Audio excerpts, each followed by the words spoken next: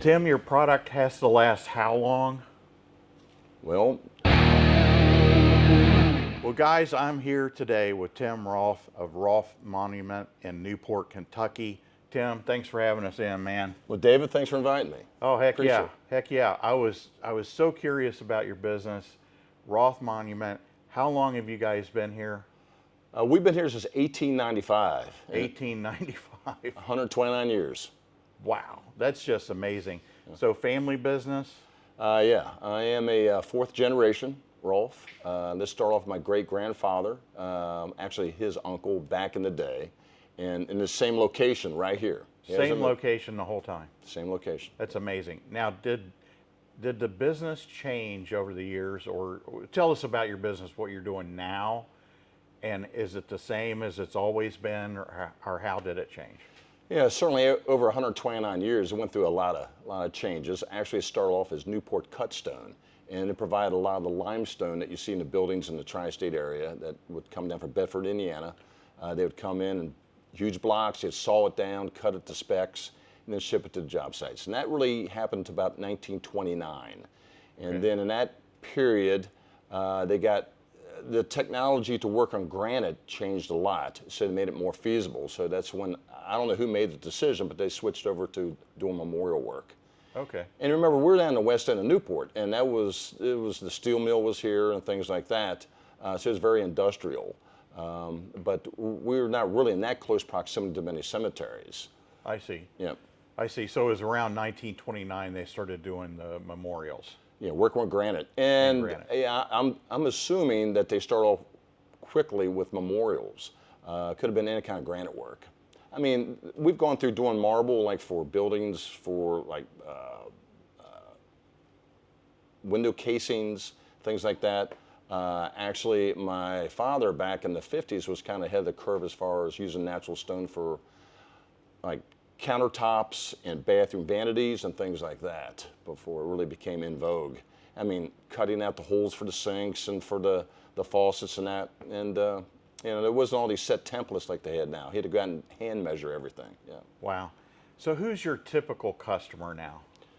Our typical customer, I would say 60% is still walk-in business. Okay. Once again, we've been here so long and served so many families in the Campbell County and Kenton County area that they've been coming back to us. And then the rest are wholesalers, which would be funeral homes, cemeteries, things like that. But then probably about 10-15% actually is the big work, like for subdivision signage, things that they actually bring here, we'll carve, and they get shipped off. I have no idea where they're going. I see. When somebody comes in, do they have any idea what they want, or do they typically rely on you to walk them through that whole process? I like to tell the customers that I'm a terrible salesman, and I think my and the rest of the folks that are with me, I really stress the fact that when families come in, you're a counselor. Not a lot of people have done this that many times, so you help them out and get them what they want. But to answer your question more directly, I'll say about 50% of people, yeah, they kind of have a good idea because they want to match something they've done previously, or it's on a lot where there's already have loved ones on there, they want to match that. And typically, what's the turnaround by the time you get the stone in and you etch it and have it there for the customer? The timing on getting the memorial completed has a lot of factors. The color of the granite, where it comes from, how much custom work has to be done on it. So that's kind of a nebulous question. Your typical marker, we can have done in 3 to 4 weeks. But then we have to wait for the cemetery to get their part done and make sure they're ready for us to deliver it and install it. Okay. Did the COVID time have any slowdown on production or getting the stones in or anything like that? Yeah, that had a big impact, not just the granite, but also the supplies we needed to do the part we do. We do everything here. We bring them blank, and then we do all the sandblast and carving work here. And there was a real shortage of the stencil, which we were using a 3M product, and they were using, apparently a lot of the products used for the stencil was diverted over to making the mask. So stencil was a real problem. And getting the granite, and then on top of that, even the freight companies were having issues as far as getting the product to us. When they were finally actually able to get it out of the ground and get it to the trucking company, then they couldn't get the trailers to us. So yeah, it was tough. How has etching the stone changed over the years? Well, early, everything was done by hand. It was chisel and hammer, and that's why they used the softer stones, marble, slate, things like that, and they actually would hand cut. I remember going back to the granite back in 1929, sandblasting, carbide tools, and that become more readily available, and that's why that transition changed. So you still had guys that do a lot of hand cutting, but well, I say less than 2-3% of the stuff we do is that way now. Okay, 2 to 3% hand cutting. Hand cut. I mean, where they're actually hand tooling out the individual letters and things like that. Design-wise, as far as getting the shapes, it makes it look three-dimensional. And this now we actually now do a sandblast. Okay. Now, is the sandblast process, is that controlled by computer, or is that done by hand? That is all done by hand, but the lettering part actually, we have automatic sandblast booths, and they're pretty rudimentary. You set up the X and Y axis of the pattern of the size of the stone you want to sandblast, and it just goes back and forth at a predetermined pace, which is so you get a nice even blast all the way down. Okay. Yeah. So the slower it goes, the deeper it goes, I guess. Yeah, there's that fine line between you will start degrading the stencil that's supposed to protect the stone and cutting the stone. So you got to meet that fine line where you're productive, able to get the stuff cut, but you're not tearing up the stencil. I see. The stencil, is that like a rubbery type material? Yes, yeah, it's a rubber, and actually the computer part comes in with the designing, where we do the designing on the computer. We send that information over to a plotter, and then it cuts that stencil that my guys put on the stone by hand. Okay. Yeah. I see. What about the situations, and I know this is very, very common, where you have a couple and the first one passes away, and then the next one's date is not known, obviously, at that point. So what do you do to go back out and put the updated dates on the dual stones? If it's one of our customers, we have that artwork on file. Yeah, or if we don't, we go back out to the cemetery and we take a rubbing and a picture of it, and we bring it back here, and then we cut the stencil here, and then my guys go out actually with a small sandblast facility, which is the air compressor, sandblast tanks, and all the protective gear, and they actually do it on site. On site. Yeah, we don't disturb the stone. Everything's done on site. Yeah.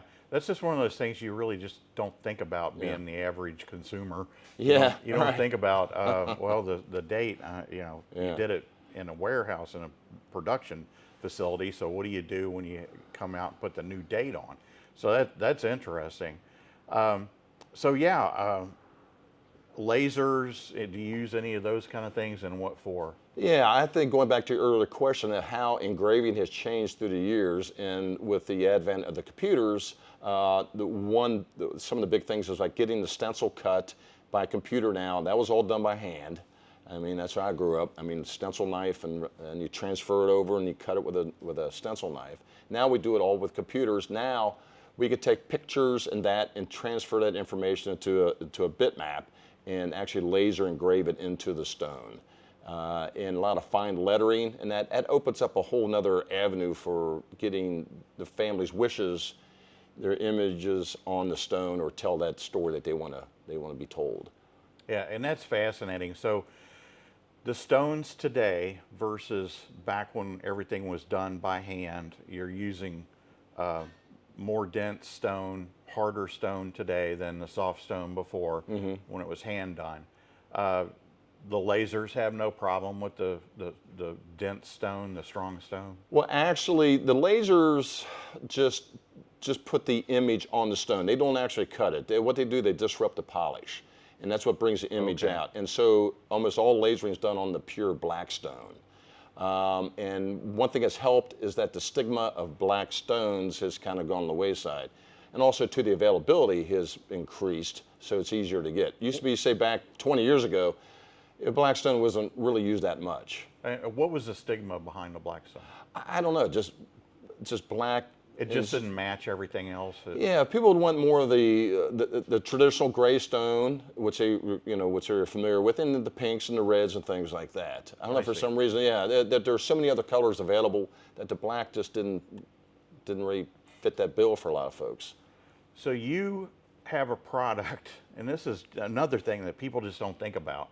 You have a product that once it's made and once it's set, it's there for forever. Yeah. forever and ever. Yeah, that's always my running thing. I tell folks or my funeral director friends, I said, your stuff has to look good for 3 days.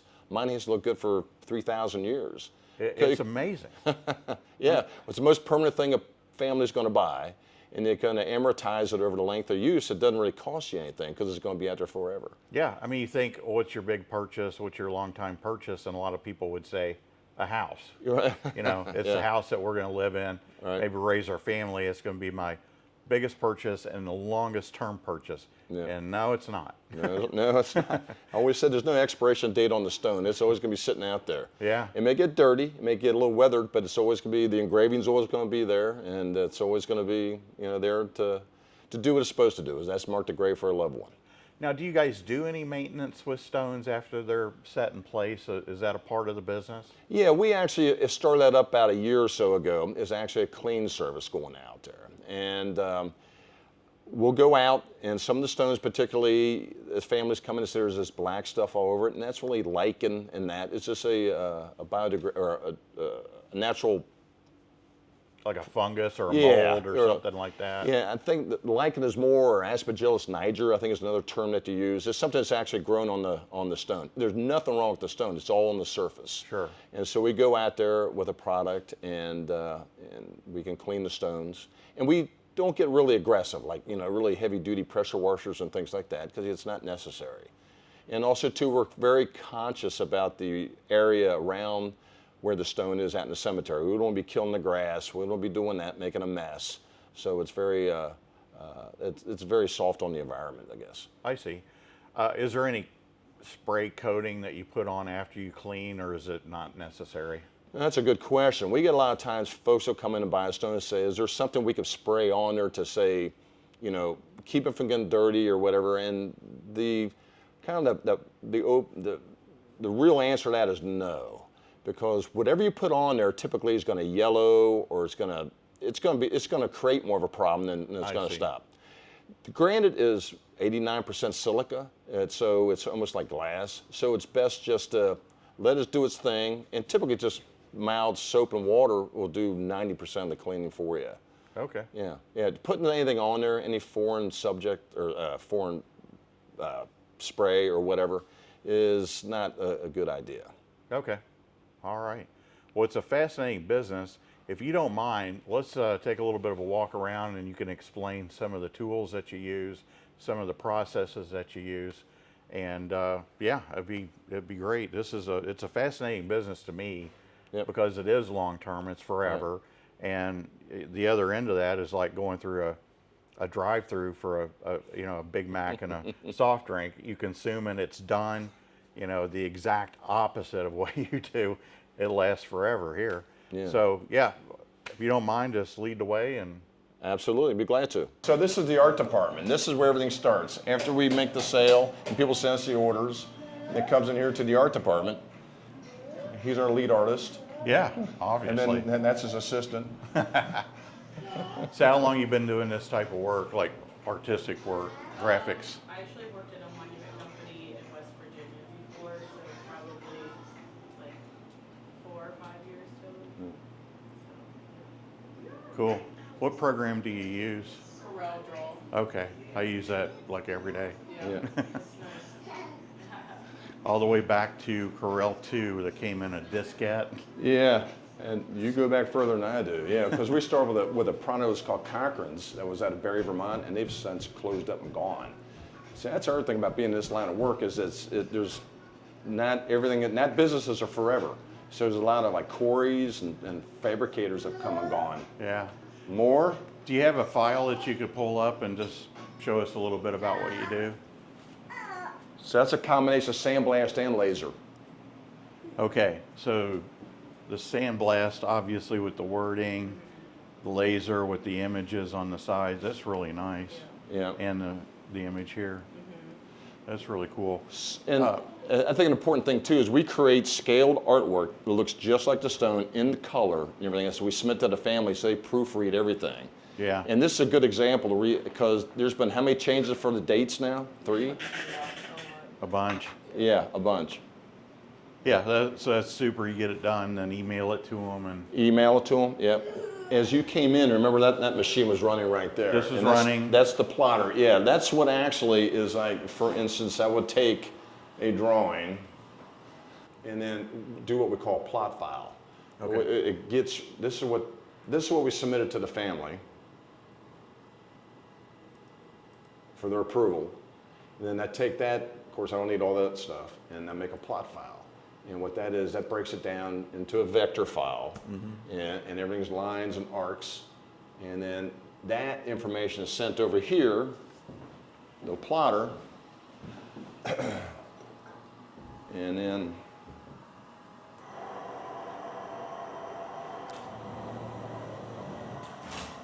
through and it cuts it then out. you have to And then, weed all that. that gets all weeded out Wow. by hand. Yeah. That's quite a bit of work. Yeah, Amazing. yeah, you'll see later how, there's still a lot of handwork that's involved with this. I mean, a lot of handwork. So this is the protective film when you go to Right, sandblast. this is the stencil, and it actually has 3 layers to it. Actually, you have the rubber stencil, okay, if I can get to it. Yeah. And then it has this yellow piece on here, which is Mylar. And what the Mylar does is that when my guy cuts this out and he sticks it on the stone, it holds all the pieces in place. Because we do something that's a little bit unique for us. It's a more expensive way of doing it, but we do what's called double processing. And so what my guy will do, he'll come in and hand cut out this whole panel, pull it out, frost it, put that piece back in, and then weed everything. And then my guy, when he goes to sandblast, that first couple passes is just enough to get rid of the Mylar. And then he'll start cutting into the stone. But then the Mylar is there to hold all these little, Everything together. everything together, right. Yeah. So So it just doesn't fall apart. Now Right. that's a double process. Now we don't have to do everything like that, but there's other stones where we use just another stencil that doesn't have the Mylar on it, like this. And then we put a thing on it called transfer tape, so we can put it on the stone. The showroom, obviously, for the sales part, it's all under one roof, which is good. how old is this building? It's been here since 1895, but you know, it was built like a card house. The original spot was on the other side of the crane truck right there. And it kind of give you some perspective. If you look all the way down here, you see the flood wall? Yep. Okay, that's 1937 flood. That's just a couple inches taller than the flood. It was 12 feet deep where we're standing. Wow. This all was underwater. This I-beam here, what was it used for? Carnegie. Oh, this is the roller conveyor. You see the bridge crane? This used to go all the way down that way. I mean, like I said, this has gone through a couple metamorphosis, so to speak, as far as how it changed. And so I decided that we're going to cut it off here and got more economical with space back that way. All the steel and everything that's erected in here was done by my grandfather and my dad. Kind of give you a perspective. You see that right there, Carnegie, 1886. Yeah. Wow. Carnegie. Yeah. 1886. Yeah. There was a big Ingersoll air compressor over here. It was one of the great big flywheels. Yeah. It just I shook the whole way remember into town. Yeah. Now they're replaced by that, which is a lot more efficient. We got 2 of them because we eat a lot of air to make everything happen. So this is Johnny and Robert. Johnny is the guy who does what we call the application. He's the one that sticks the stencil down onto the stone and does the weeding process. Okay. Now this is a single process here. We're just going to put the lettering in. When it gets done, it's going to be white. And then I'm going to laser etch an image over here. This is remember I was telling you about the Mylar? Yeah. Okay, he hand cut out that, peeled it off, frosted, put that back in, and then weed it out. Then it'll go out to Robert for sandblast. Okay. All right, and the reason we frost that is you need a contrast between the polish and the stone, so you can read it. You know, so that's how we get that light and dark. That's actually a 2-step process as far as we frost that to get the polish off of there, because the stone is this nice piece of American black granite. But when we this area that'll be around here where the lettering is will be frosted. Okay. We stun it with a shot, takes the polish off and turns it white or lighter, and then we do the rest of the sandblast on there. Then see, and Johnny will come back and he'll shape carve all these flowers, so it'll look three-dimensional, and that's all done with a smaller sandblaster over here. Between these two sandblast tanks right there, the bigger one in the back is the one that actually frosts the panel, and the small one is the one we actually, remember we were talking about everything was hand carved? Mm-hmm. That this will be, now be sandblasted. And you see the different. Yeah, different nozzles. Oh yeah. So this will be to frost off the polish. This will be to do the shape carving. It's a lot more work doing it that way. A lot of places what they'll do, they'll just sandblast the lettering in there. They'll put some clay and crap in the letters and pull it and frost it, and it just is not the same. It's not the same. Okay, so you were talking about how to letter in the cemetery. So like that truck, that's our cemetery lettering truck. Okay. So it's got the hose out, because some stone, not every stone is by the road. Sometimes we have to go way in the back. Oh, yeah. So we got to string all that hose. That makes sense. And that's the air compressor. And then here's the sandblast tank for that.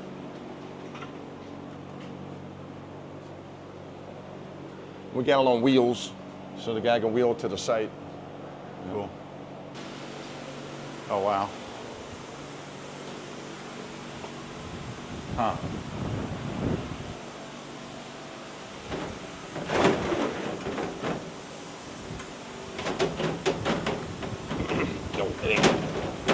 What this does,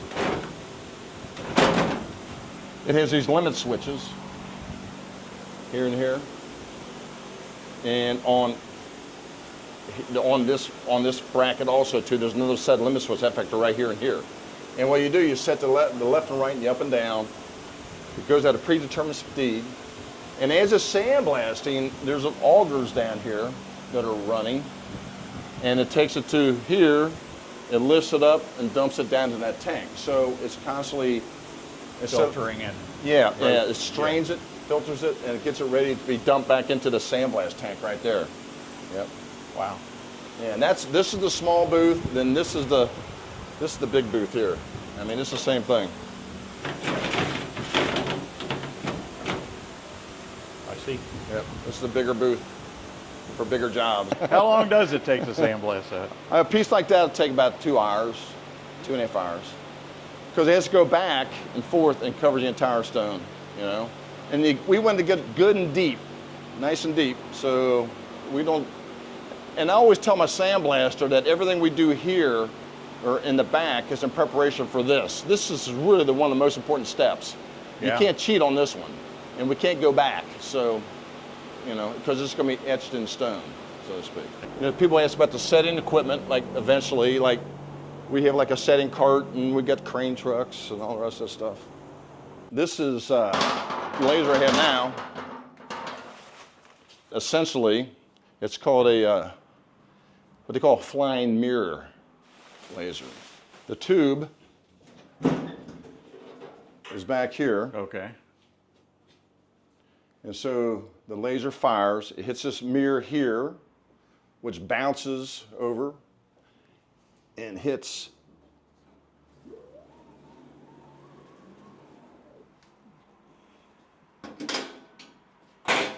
the mirror that's right there, and then ultimately hits the laser that's in there. So it goes boing, boing, boing, and down. And down. But the magic happens at the very end of this thing. And here, that's where there's a lens in there, a focusing lens, which is really important. And the stone will be set here at a predetermined height, and so it just goes back and forth, almost like an old dot matrix printer. Okay. And fires and burns the image. And so then your eye puts the dots together, and that's what makes the image. Yeah. Yeah, you can just barely feel it. Yeah, because it's so fine, and once again, when the laser goes through, it disrupts the polish. So what you're seeing is to make the light and the darks is uninterrupted polish. And the whole idea of the polish will always remain on the stone. And so we do go back and we add a little bit of a white to it to kind of really make it pop. Like, that one does not though. That's just right on the granite. So Tim, what would you say to other small business owners out there, maybe people that are looking to get into small business? What are some of the things that you've done over the years to really help yourself? I think probably the most important thing is be your own worst critic. Be hard on yourself. Be realistic about what you're doing and how you're doing it. And find your own weaknesses, because your competitor is going to find them. You know, it's one of those things almost like, you know, playing football. You always, and I don't concentrate on competition at all. I just always focus on what's going on here with me. But I think the biggest thing is just being realistic with your expectations and what are you really doing. Yeah. And the piece of advice, though, my dad gave me many, many years ago, he said there's no end of people who want to put their liabilities with your assets. And so being a small business owner, you got to be kind of leery of that too. You're going to have a lot of people want to come in and knock on your door and want to have, you know, they just somehow want to take advantage of what you've got. Gotcha. Yeah. That doesn't mean you got to be a hard ass about it, but yeah. But I just think it's one of those things, just being your own worst critic. You know, nobody should be able to hurt you more than you hurt yourself as far as critiquing what you're doing. Yeah.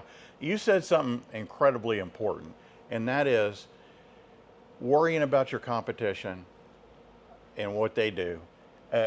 If you're doing that in business, you're on the wrong road and you're going to fail. The only thing that counts is your customers. So you don't worry about the competition. Who cares? Right. You make your customers happy, Right. and you're going to be in business for 129 years. Yeah, you're not going to please everybody. Right. There's going to be some of the folks are going to come in and go elsewhere, and that's fine. Yeah. Yeah. Well, great. Thanks, Tim. David? Appreciate the tour and the time. It's always Anytime, appreciate it. a pleasure. So thanks.